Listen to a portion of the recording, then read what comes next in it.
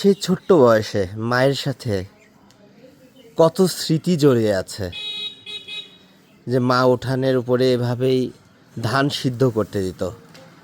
তখন আসলে এত আধুনিকতার ছোঁয়া আসেনি, অর্থাৎ এত অটো রাইস মিল দেখা মিলত না তখন। হাতে গোনা কয়েকটি ছিল, তবে তার ব্যবহার এতটা প্রচলিত ছিল না।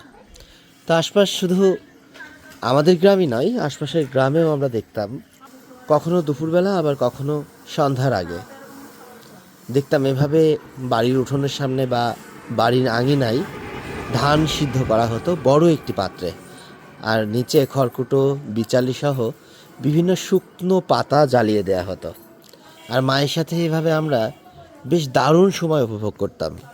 শুধু মায়ের সঙ্গেই নয়, স্বজনদের সঙ্গে অর্থাৎ আত্মীয় স্বজনদের সঙ্গেও তাদের বাড়িতে বেড়াতে গিয়েও এরকম সময়টা উপভোগ করেছি।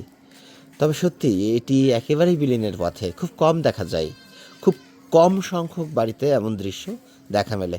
তবে প্রত্যন্ত গ্রাম অঞ্চলে এখনও এমন চিত্র দেখা মিলে থাকে, যেমনটি দেখা যাচ্ছে। আসলে আমি ঠিক হরিনারায়ণপুর ইউনিয়নের রয়েছে। এই ইউনিয়নের একটি এলাকাতে দেখছে এমন প্রত্যন্ত গ্রামের একটি বাড়ির সামনে ধান সিদ্ধ করা হচ্ছে, এবং সেখানে 3 শিশু আসলে বেশ দারুণভাবে এটি উপভোগ করছে এবং সহযোগিতাও করছে, বেশ মজাও করছে, দুরন্ত শৈশবটাকে দারুণভাবে উপভোগ করছে।